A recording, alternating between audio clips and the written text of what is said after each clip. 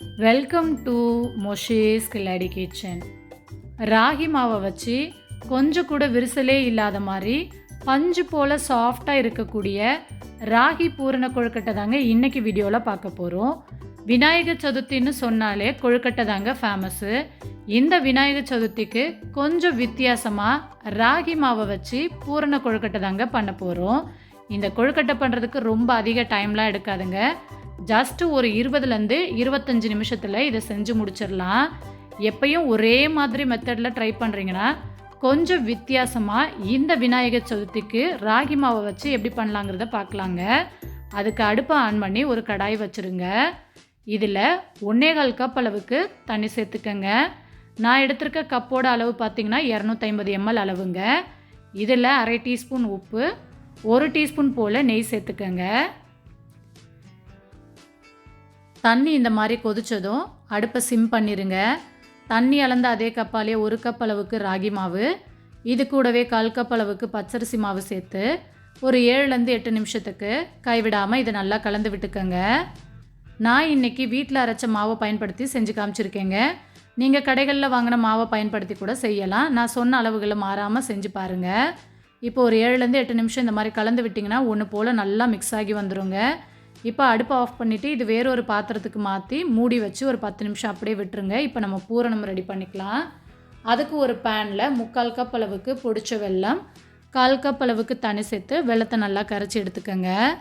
பாகுபதம் அந்த மாதிரிலாம் எதுவும் தேவையில்லைங்க. வெல்லம் நல்லா கரைஞ்சால் போதும். தூசி உள்ள வெல்லமாக இருந்தால் வடிகட்டி எடுத்துக்கோங்க. நான் நயமுள்ள வெல்லம் எடுத்ததுனால வடிகட்டலை. இப்போ இதில் 1 கப் அளவுக்கு துருவின தேங்காய் துருவல், 2 டேபிள் ஸ்பூன் அளவுக்கு பொட்டுக்கடலை மாவு, வாசனைக்கு 1 டீஸ்பூன் ஏலக்காய் தூள், 1 டீஸ்பூன் நெய் சேர்த்து இது எல்லாத்தையும் ஒன்று போல் நல்லா கலந்து விட்டுக்கோங்க. இதை நல்லா கலந்து விட்டுட்டே இருந்தீங்கன்னா ஒன்று போல் நல்லா திரண்டு வந்துடுங்க. இப்போ நம்ம அடுப்பை ஆஃப் பண்ணிவிட்டு இதை நல்லா ஆற வச்சுக்கலாம். ஆறினதுக்கப்புறம் நம்ம சின்ன சின்ன உருண்டைகளாக உருட்டி எடுத்துக்கலாங்க. இப்போ இது நல்லா ஆறி வந்துருச்சு. சின்ன சின்ன பால்ஸாக இதை உருட்டி எடுத்துக்கலாம். நம்ம இன்றைக்கி ராகி மாவை வச்சு கொழுக்கட்டை பண்ணுறதுனால ஸ்டஃபிங்கில் நான் பொட்டுக்கடலை மாவு சேர்த்துருக்கேங்க. டேஸ்ட்டு ரொம்பவே அட்டகாசமாக இருக்கும். இப்போ எல்லா உருண்டையும் உருட்டி எடுத்து வச்சாச்சு. மாவுமே 10 நிமிஷம் ரெஸ்ட்டில் இருந்துச்சுங்க. இப்போ இந்த மாவை நம்ம கைகளால் நல்லா சாஃப்டான பதத்துக்கு பிசைஞ்சு விட்டுக்கலாம். பிசையும் போது மாவு ரொம்ப டைட்டாக இருக்க மாதிரி தோணுச்சுன்னா ஒரு 2 டேபிள் ஸ்பூன் அளவுக்கு மட்டும் தண்ணி சேர்த்துக்கோங்க. எனக்கு கொஞ்சம் டைட்டாக இருக்க மாதிரி இருக்குது, அதனால் ஒரு 2 டேபிள் ஸ்பூன் அளவுக்கு நார்மல் வாட்டர் சேர்த்து இதை சாஃப்டான பதத்துக்கு பிசைஞ்சு எடுத்துக்கிறேன். மாவு பாருங்கள், இந்த அளவுக்கு நல்லா சாஃப்டாக இருக்கணும். அப்போ தான் கொஞ்சம் கூட விரிசலே இல்லாமல் சூப்பராக வருங்க. இப்போ இந்த கொழுக்கட்டை பண்ணுறதுக்கு நான் இந்த மாதிரி ஒரு அச்சு எடுத்திருக்கேன். உங்கள் கிட்டே அச்சு இருந்துச்சுன்னா அதை பயன்படுத்தி கூட நீங்கள் செஞ்சுக்கலாம்.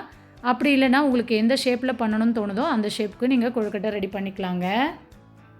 இப்போ கொழுக்கட்டை அச்சில் நெய் தடவி எடுத்திருக்கேன். அதில் கொஞ்சமாக மாவு எடுத்து இந்த மாதிரி எல்லா பக்கத்துக்கும் மாவு படுற மாதிரி அழுத்தி விட்டுக்கோங்க.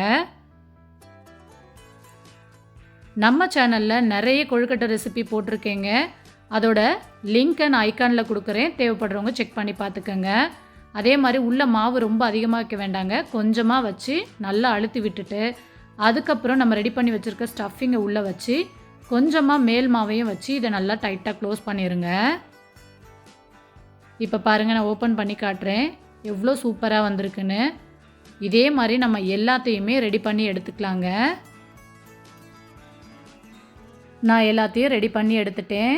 பார்க்குறதுக்கே அம்புட்டு அழகாக இருக்குங்க. இப்போ இதை நம்ம வேக வச்சு எடுத்துக்கலாம். நான் இட்லி பாத்திரத்தில் கொஞ்சமாக தண்ணி ஊற்றி கொதிக்க விட்டுருக்கேங்க.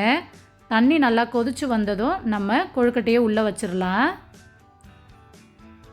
உள்ளே வச்சதுக்கப்புறம் மூடி போட்டு ஒரு 10 நிமிஷம் இதை நல்லா வேக வச்சு எடுத்துக்கலாங்க. 10 நிமிஷம் ஆயிடுச்சு. இப்போ ஓப்பன் பண்ணி பார்க்கலாம். பாருங்கள், கொழுக்கட்டையெல்லாம் சூப்பராக வெந்து வந்திருக்கு. கொஞ்சம் கூட விரிசலே இல்லாமல் எவ்வளோ சூப்பராக வந்திருக்கு பாருங்கள். நல்லா ஆறுனதுக்கப்புறம் எடுத்து சர்வ் பண்ணுங்கள். டேஸ்ட்டு சூப்பராக இருக்குங்க. இந்த விநாயகர் சதுர்த்திக்கு கொஞ்சம் வித்தியாசமாக இது போல் ட்ரை பண்ணி பாருங்கள். இது எந்த அளவுக்கு நல்லா சாஃப்டாக வந்திருக்கணும் காட்டியிருக்கேன். ட்ரை பண்ணிவிட்டு மறக்காமல் கமெண்ட் பண்ணுங்கள். இந்த ரெசிபி பிடிச்சிருந்தால் லைக் பண்ணுங்கள், ஷேர் பண்ணுங்கள். மறக்காமல் நம்ம சேனலையும் சப்ஸ்கிரைப் பண்ணிக்கோங்க. பாய்.